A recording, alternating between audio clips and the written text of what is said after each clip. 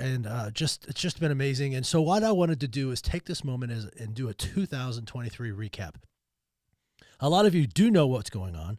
A lot of you have been following me, and because of that's where a lot of these opportunities have developed because of the situation and in the recovery and the salvation from suicide.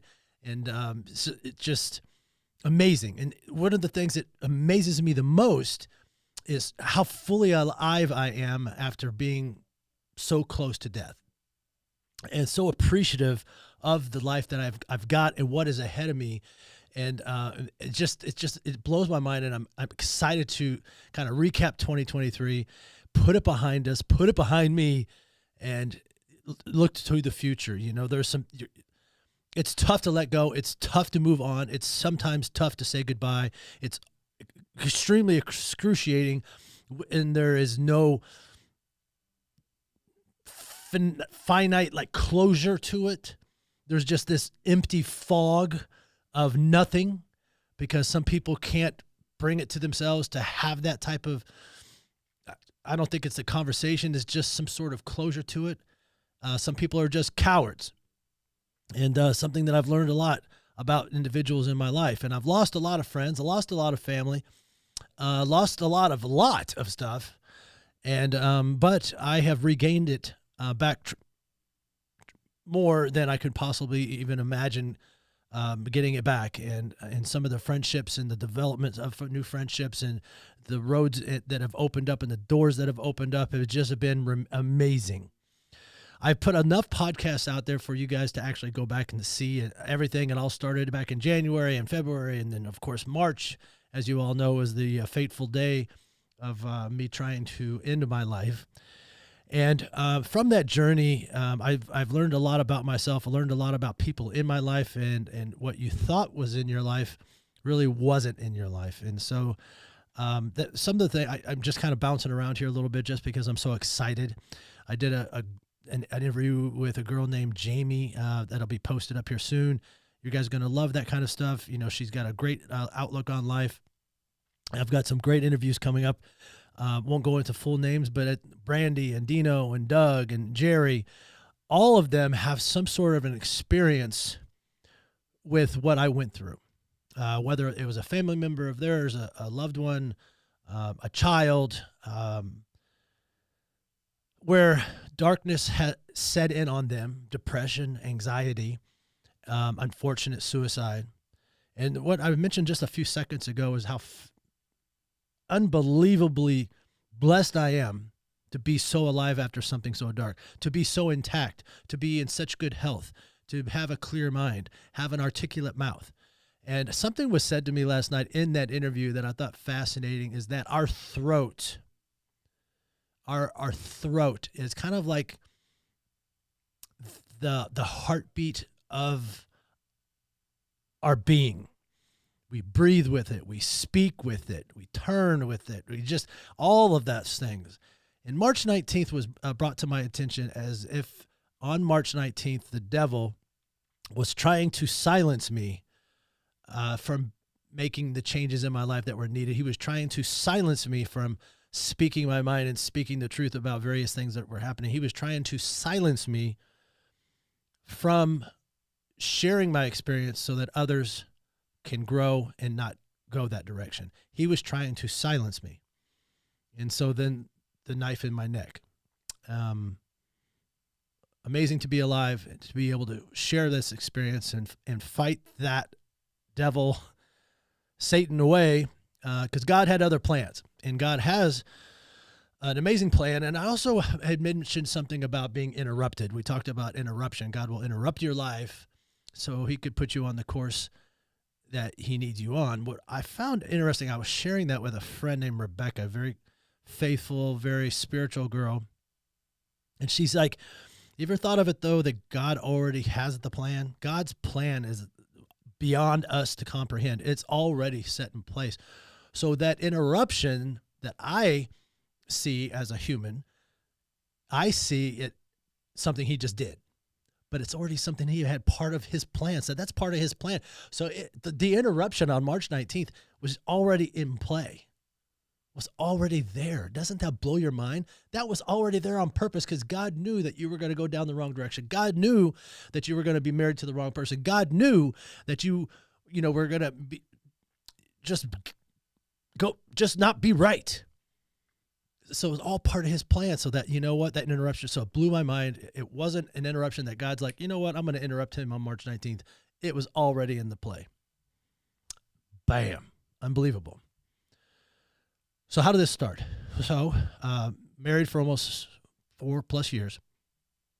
And I adored it. I adored the family a lot.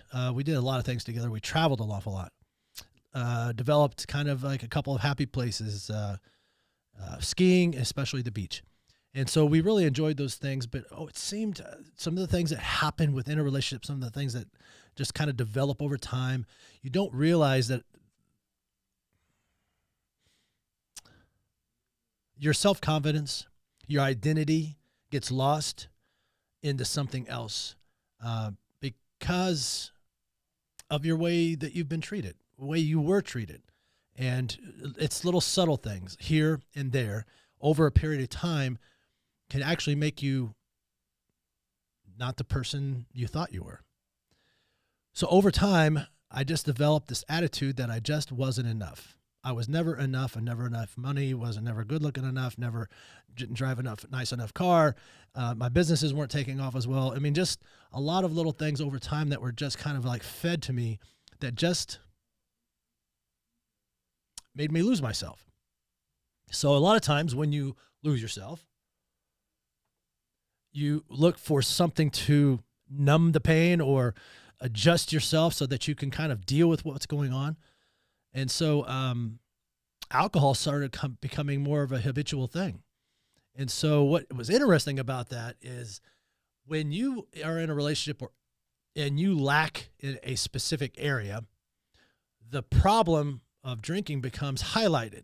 So all of a sudden, we're not talking about you not making enough. We're not talking about you not being good looking enough. We're not talking about you not having a nice enough car. We're not talking about any of those things anymore. Now we're talking about you're an alcoholic. So then just a whole bunch of other shit starts to happen in your mind, in your thoughts, in your attitudes, and how you feel about yourself.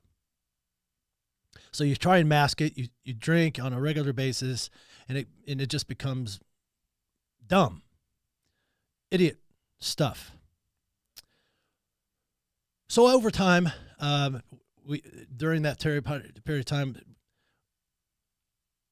I obviously in a relationship, if there's no communication, it just not going to work.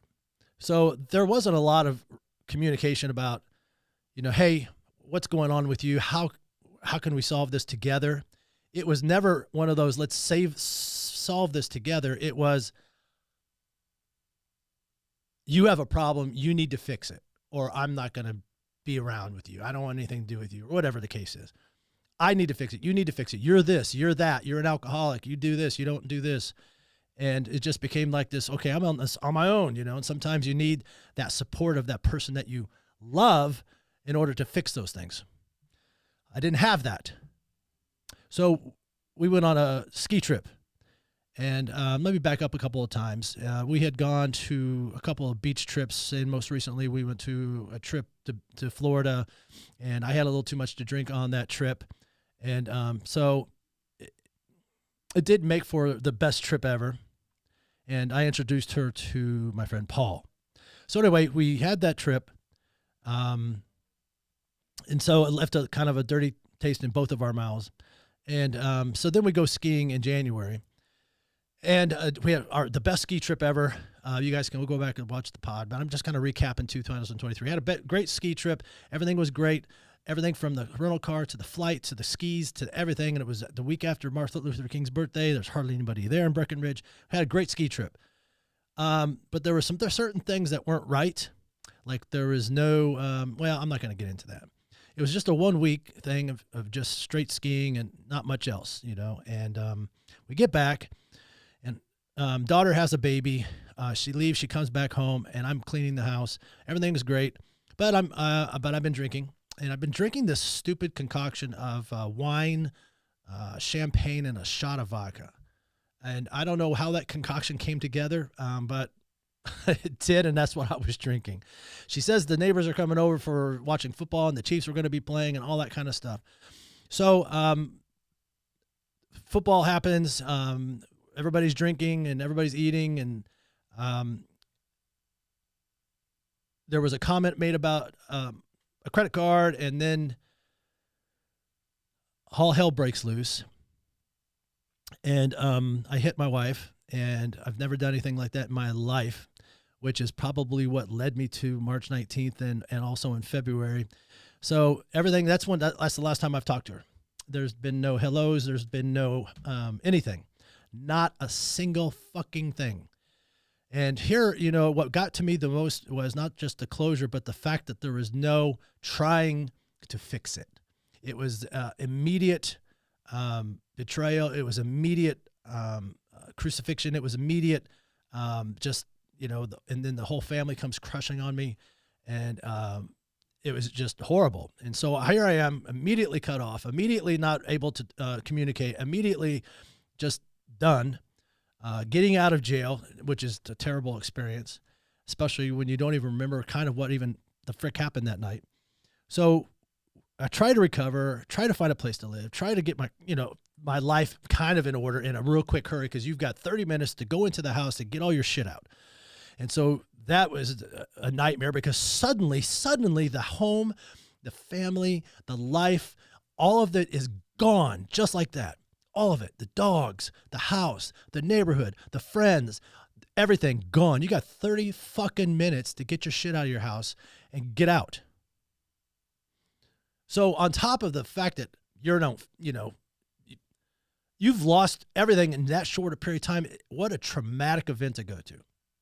And I know I'm not the only guy out there running around that's gone through something like this. But the key is getting through it. So, but it wasn't that easy, and it wasn't that clear to me, because you're lost. You've lost everything. The person that you considered to be your best friend was nothing even close to being your best friend. So you move on, you grab some stuff out, you try to find a place to stay, you live in the van, you live in your car until you figure that out. Bouncing around, trying to go back to work, and then everything is just not the same. I went right back to work, maybe that next week, and it was like a fog.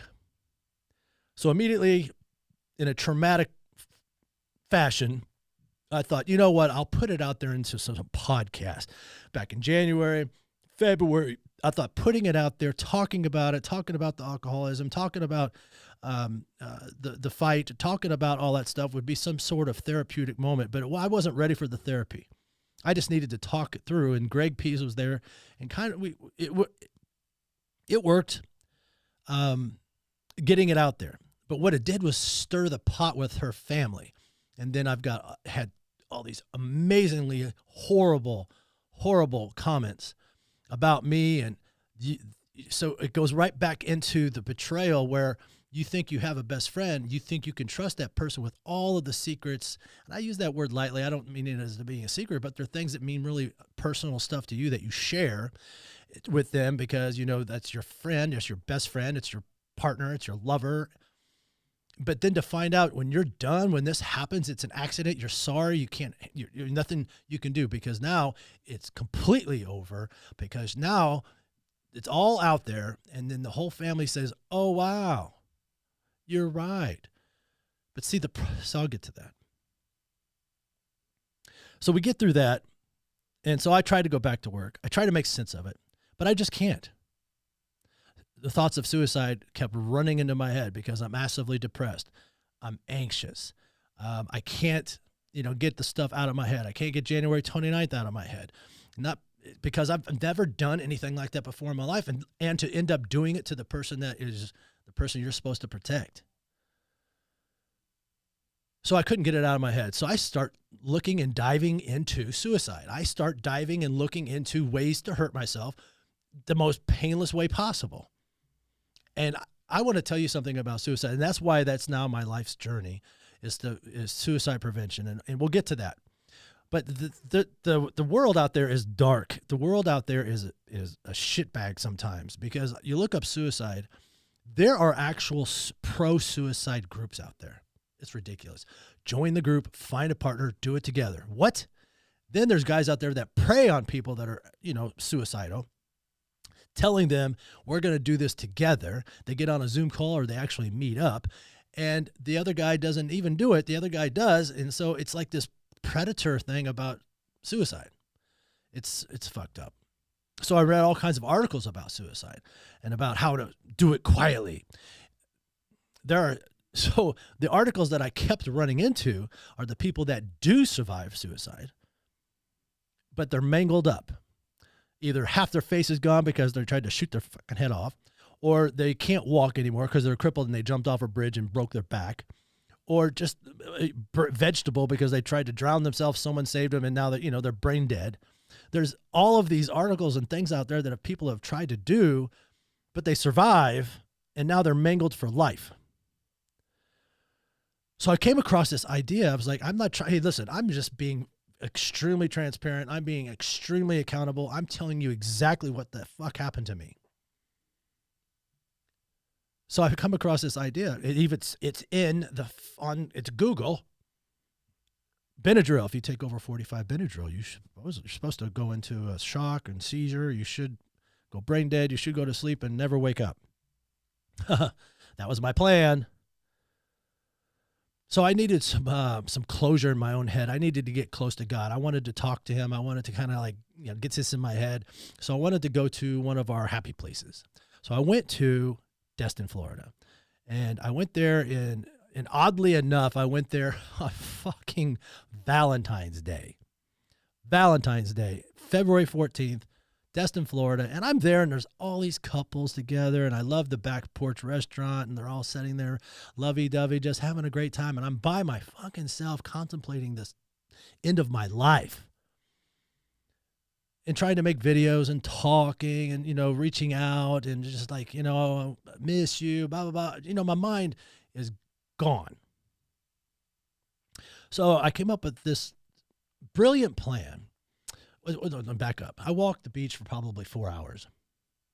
4 hours, back and forth, wearing myself out, just back and forth, praying and trying to get myself right with God and thinking about all of that. And actually, I thought I was going to be okay because, I finally left after about 3 days. I finally drive back home to Franklin, drive back to my studio salon, and everything seemed fine. But as I got closer to the studio, closer to Franklin, what happened was as I was driving, the first 4 hours, I was like, good. And then I started thinking about everything, thinking about her, thinking about the loss of everything, thinking about no family, no dog, no home, no nothing. And I'm thinking, well, that was my identity. That was who I am. I have nothing else really to live for. So I go back and we're going to, what's amazing to me is I did the Benadryl. I can't even remember. I probably did 60 of it. I did the Benadryl and I put a zip tie around my neck. Zip ties are no joke. They do not forgive. So I did that, passed out, and pretty much I thought I was done. Should have been done. 10, 11 hours later, there's a knock on my door, and it's my client ready for his haircut. My face is purple. The zip tie cut my skin and my neck, and I've had blood all over my shirt, and I'm delirious because of the Benadryl, so I really don't know what the hell's going on. And I had a choice right there and then. It was, do I open this door or not open the door and hopefully the inevitable would happen? Well, I decided to open the door. And he's shocked. He's dismayed. He's like, what are you trying to do? You're trying to kill yourself. And that was hard to deny. And you go right into denial mode. And I said, no, I'm not trying to kill myself. I just was fucking around with this necktie and messed up, which is just bullshit. So he helped me cut it off. He goes, we need to call the police. I'm like, no, let's just cut it off and I'll be fine. I'll be fine. Well, we get it cut off and I'm just a mess.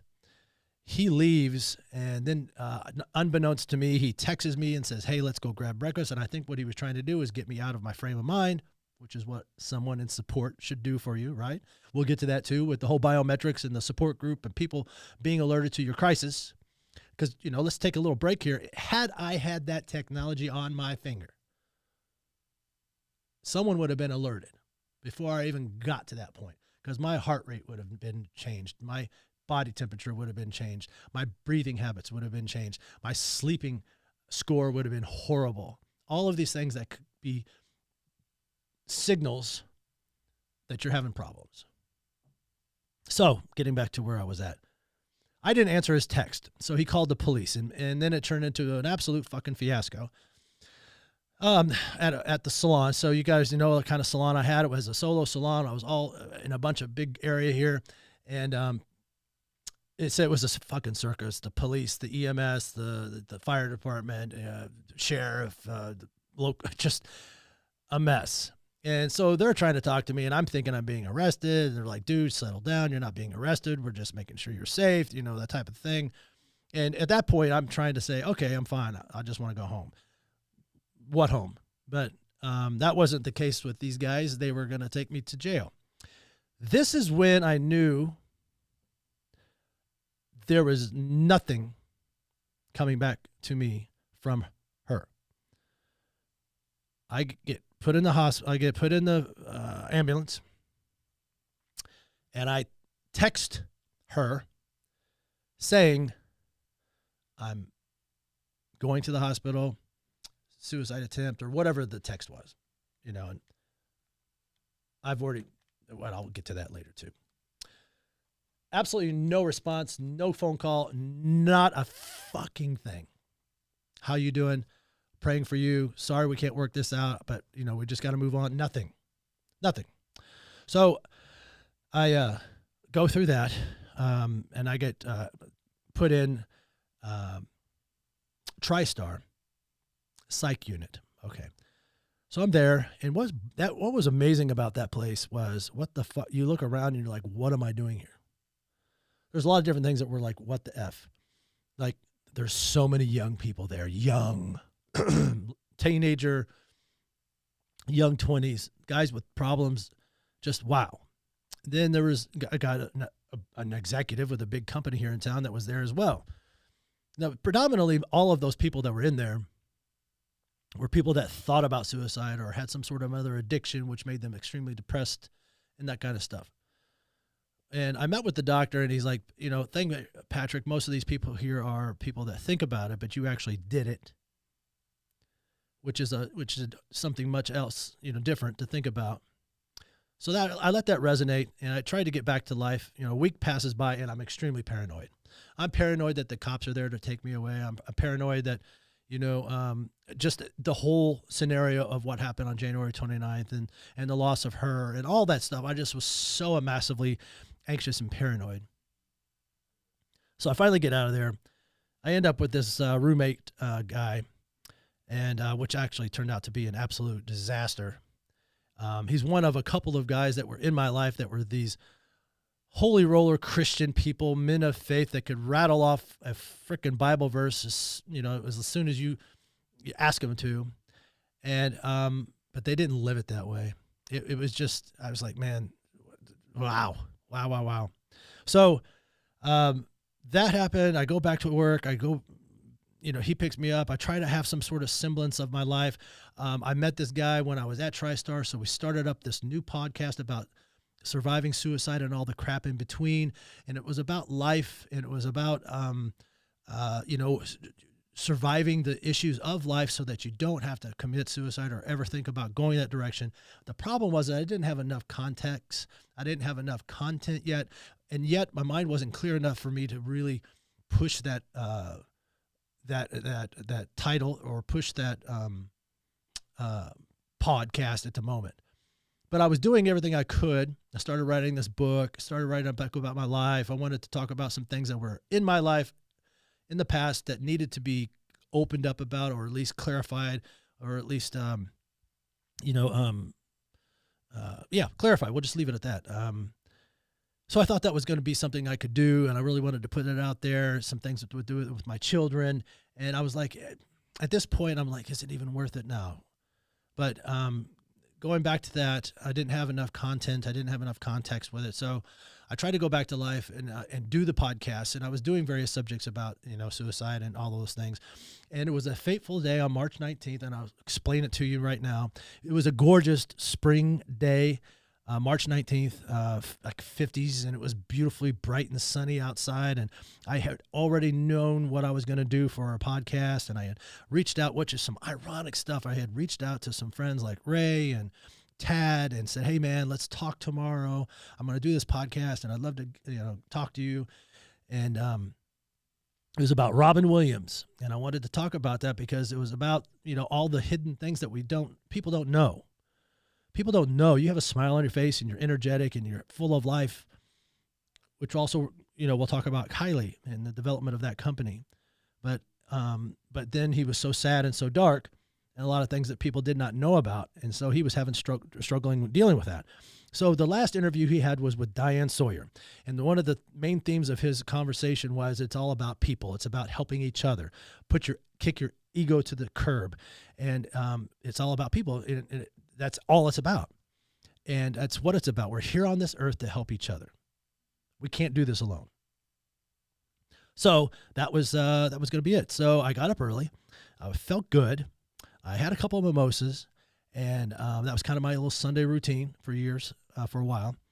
And I had put on church online. I was excited. I wanted to watch church and then go do my podcast and do all that stuff. And then I was highly disappointed in the podcast, or not the podcast, but the church, because it was a woman and she had the same exact message that I heard 6 months prior.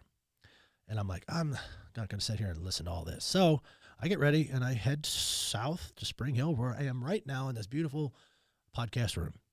I come here and the rest is a blur.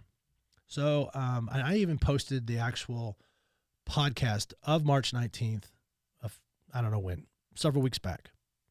You guys can find it and see just what kind of frame of mind I was in. And one person actually said to me after they watched it, they said that wasn't even you. You looked possessed. You looked unhealthy. You were pale. You were skinny. And yeah, I had lost a lot of weight. I wasn't tanning anymore. And I wasn't Patrick at all.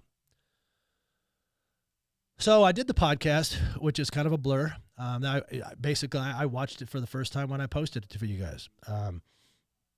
It was hard to get through. And so after the podcast, I closed up shop, which I don't remember, got in my van, which I don't remember, and started driving. And then that's when all hell broke loose, and I don't remember any of it. I pulled an O.J. Simpson. I decided, you know what, let's go on a high-speed chase. Let's, avoid the police. Let's shut down 840. And they finally got me. They threw the spikes out. They finally got me to pull over. I finally pulled over, guns drawn, ready to shoot me. And it's amazing they did not shoot me. And I decided at that moment that my life was done and the devil wanted me to shut up and slice my throat. So I took the knife, I slit my throat, stuck it in, cut both arteries on the right side, and it should have been over. But the cops there and the EMS and the people that were there were all trauma trained, military trauma trained. And so everything, helicopter, the whole deal, surgery, 250 staples in my neck, the whole deal. I'm alive and I'm recovering in ICU. And insult to injury, this is what really has gotten me and really has fired me up for my recovery, for my redemption, for my revenge. I use the word revenge lightly because I don't mean it in a harmful way, just a successful way. Because everybody's going to get paid out of this. I'm going to have my closure because you cannot rely on another person to give you closure. Your closure comes from you. And you have to determine what that closure is. I have determined what that is, and it will happen. It will happen by July of this year. That's the goal. It will happen. Everybody's going to get taken care of. But insult to injury, this roommate guy I was talking about, while I'm in recovery, while I'm down, while I'm still groggy from everything, I think I shit myself because of the medication they had me on. He comes up there in his most arrogant, hypocritical, self-righteous motherfucking way to tell me he's kicking me out, that I'm on my own and now I have a story to tell. And while he's effing there, my ex-wife calls. Or she's not even my ex-wife at this time. The one that I'm so distraught about, the one that I'm so upset about, the one that has got me so messed up, I'm recovering from killing myself. And he's got the nerve to fucking take a phone call and talk to my ex-wife and say, in the most pleasant way, "It's a pleasure to meet you. I'm so sorry it's under these circumstances." Are you effing fucking kidding me? Unbelievable. Fuck you. Wow. So that's the beginning of the end in the relationship. So during that chase, I created quite a fiasco and some charges. So after my week or 10 days there at Vanderbilt Psych, I go to jail. And the nightmare continues. In jail, I'm trying to recover. Immediately, I'm trying to see how I can actually end this thing by banging my head against the wall on the concrete wall, because I just didn't want to do this anymore. I just was done. I thought this should have done it. I met my court-appointed attorney, and at first it was not a very good meeting. He was quite the ass. He told me, there's no way, you be prepared. You're looking at 2 years, that kind of thing. I'll do my best to try and get it down. You just need to realize that this is, la, la, la, la, la, whatever. That was the first meeting, and it wasn't pleasant, and it wasn't friendly. And so it continued to add to my pain in my recovery. And I'm like, I'm not getting out of here. There's no way I can do 2 years in jail. There's no way I'm going to be able to survive that on top of what I've just lost. There's just no way. So the suicidal thoughts continued. And as time rolled, my lawyer had a different look at it. He started saying, you know what, I'm going to fast forward. And he says, I need you to trust me. I said, I don't even know. I haven't even read. I didn't. Like I said, I didn't remember what happened, and I haven't even read the police report. I still haven't even read the police report. What good is it going to do me? That's what my therapist said. What good do you want to relive such a traumatic event? Why do you want to put that in your head? So I didn't do anything like that, and so my lawyer said, "Trust me, Patrick. I need you to trust me." So he goes, what I've read looks like a very bad day. He goes, I'm going to get you off on temporary insanity. Now, I'm immediately thinking there is just no way you're going to get me off on temporary insanity. I've seen this stuff in movies, and it's just like one of those things that's just almost impossible to do. But he said, trust me, I'm going to get you with a therapist, and we're going to have you interviewed. He goes, I don't want you to prepare. I don't want you to read your report. I want you to just tell him exactly what you told me. So it took another month before I saw this gentleman. And this is going close to 3-4 months now of me being in jail and just trying to make the most out of the world. And so I had the interview. It's about 30 minutes long. They asked me about it, what I remember, what I don't remember. And lo and behold, it came back that on that day I lacked any kind of capacity of knowing right from wrong, and that I was on that day temporarily insane. Wow. So because of that, I was let out. I was let go with the condition of a year's worth of therapy, which I'm halfway through, and it's been probably the best thing in my life. I think a lot of people out there need it. But I was very fortunate that judge understands mental illness and the possibility of mental illness, and she agreed with the prosecutor, agreed with my lawyer, that I would go through some intensive outpatient therapy and do a year's worth of therapy. And all those charges that I created would be dropped, and they will be dropped. So I was dealing with that. And then I was still dealing with what happened to my wife in January. Charges were developed there. Domestic issue, violence. Let's just call it what it is.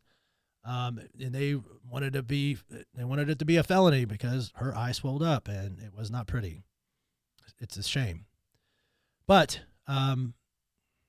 so I had that to deal with, and that kept that court system down in Murray County is very slow. And so it just finally got to a point. What was interesting is that through therapy, this podcast is a little longer than I'd like it, but I wanted to recap this stuff for you. Through therapy, I realized it wasn't the fucking alcohol. It was the life that I was leading. It was the gaslighting. The constant, it was interesting because Jamie asked me a question yesterday in our interview about allowing yourself to feel that way, allowing yourself to let someone make you feel like you're not enough. And the question was, yeah, that might be happening, but you're the one that's allowing it to happen. So aren't you part of that aren't you participating in that problem? And the answer is quite frankly, yes. But over a period of time, little this, little bit of that, your strength diminishes, I guess, if you want to call it that. Your strength diminishes, and you start to allow it to happen. You think it's nothing, but then you replace it with alcohol to numb it so it doesn't matter. And, it just becomes this like big thing. But to come to find out, it wasn't alcohol, but I was being labeled an alcoholic because nobody fucking cared to understand why I was drinking or why that was going on. They just said, you're an alcoholic. You got to go fix it. You're a fucking problem. So it's more deeper than that. It's more layers than that. So it wasn't the alcohol, which is fantastic, man. I could give a rat's ass about alcohol. It's been the best thing in my life to move on from it. But every once in a while, I enjoy a nice glass of bourbon, all right? But you realize I'm not doing it to mask anything. I'm doing it because I enjoy the drink, and I can move on from one. I don't need 2 or 3 or 4. So anyway, it wasn't the alcohol. It was the issues that I was dealing with. And finally, Murray County came to a head. We negotiated that out.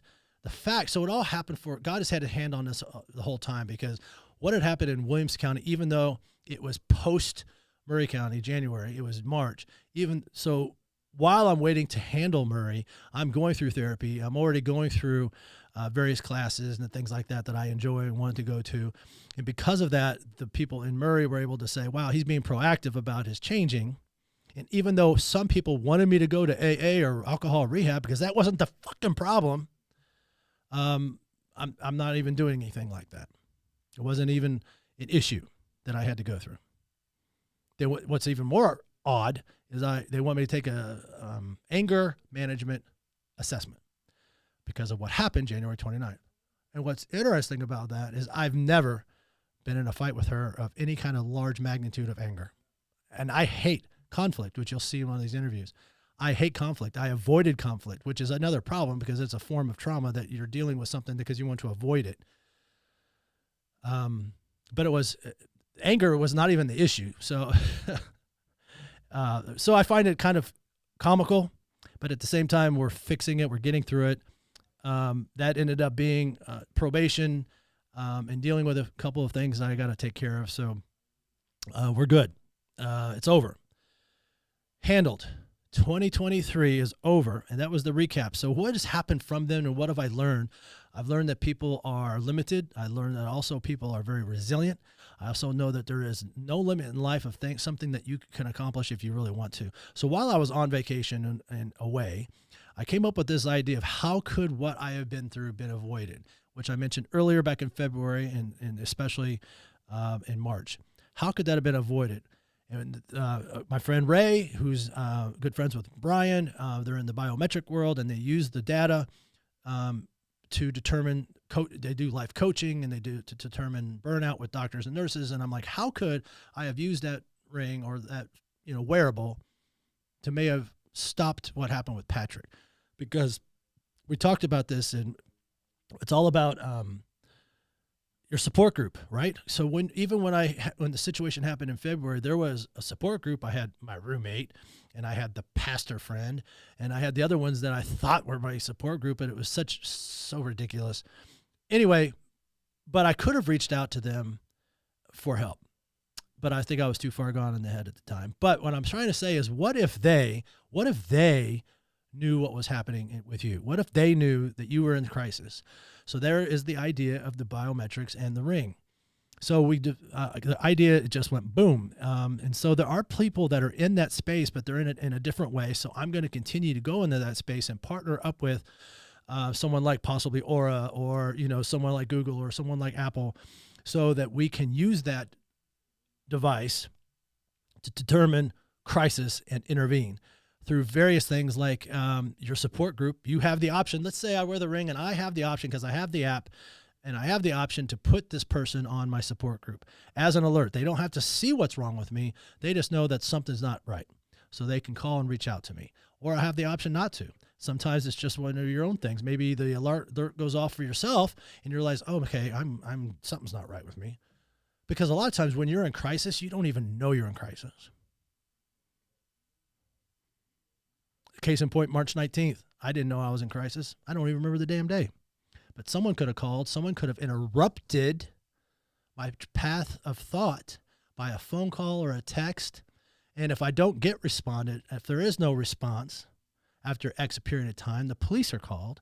It's got GPS, and they try to find you for a wellness check. That's the idea. That's what we're going with. So Paul and I, on my last trip to Florida for Christmas, I was looking for an idea on how we could name this company and how we could partner with it. And so all these different names had already been used. Did Google searches, and we did a lot of trademark searches, and realized, oh my God, that word's done, that word's done, that word's done. So on my way down, this is the wrap up of the day, a wrap up of the year, and going into 2024. I'm going to Florida to see Paul. It's Christmas. And we're doing some business, and we're putting this idea together of the wearables to prevent crisis, suicide. And what's the name of this company? How can I name this company? What could we name it that's unique and individual? No one else has it. So I'm writing, and all of a sudden the song comes on the radio, and it's a song called "Wish You Were Here" by Pink Floyd. It's definitely a song about someone who's no longer there. Wish you were here. And the lyrics are so amazingly profound. But there is a specific lyric. And so this song was really kind of introduced to me, or wasn't introduced. I had known about the song, but the song took on a different meaning back in 2016. My girlfriend, Kylie, who herself had been suffering from a lot of stuff and traumatic childhood and stuff, but wonderful person. Going back to exactly my point about Robin Williams and other point, out in the public, she was fantastic, dynamic, but at home, she was dealing with things. She told me that song reminded her of us because of a lyric that was in the song called, quote unquote, it was like, "We are just two lost souls swimming in a fish bowl." And that is amazing because so many of us we're just going over the same old ground, finding the same old fears. And that's all we're doing day in, day out, week after week, month and year after year, just two lost souls swimming in a fish bowl, going over the same old ground with the same old fears. It dawned on me the name of that company is going to be Kylie, in remembrance of her, and an acronym that says Keeping Your Life in Focus. Keeping Your Life in Focus. Kylie, Kyli. It's a play on words, but keeping your life, and that's the whole purpose, right? Because we are losing focus of our life. We're losing focus of our own identity. We're losing focus of our purpose. And so that's the name, Kylie, Keeping Your Life in Focus. And that's the whole program. That's the whole idea, is to prevent crisis. Because if Kylie had that ring, or Kylie had that watch, if she had it on at that time, someone possibly could have interfered. Someone could have interfered with that fatal moment. Because it's about interrupting the thought process. Keeping your life in focus. That's where I'm at today. I'm back at work. Real estate is doing well. Barbering is doing well. The Kylie project is doing well. We're moving forward with that, getting the LLC. And what else is happening? Barkade's still happening. Barkade's still around. In fact, what I have decided with Barkade is to find someone else to run it. Barkade is going to be run by someone else. I am the founder. I am the CEO, whatever you want to call me, the founder. Let's leave it at that. I'm the founder of Barkade, but I need someone else to run it. Barkade has a large following. Barkade still deserves to be out there.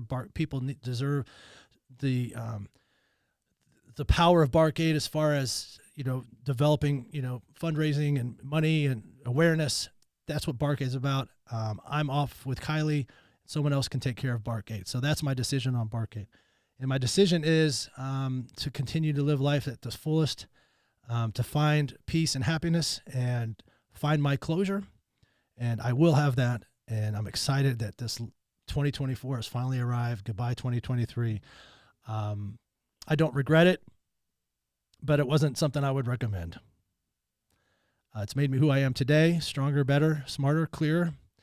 And my relationship with Christ is just off the charts. Lomatini, let up. I love all of you.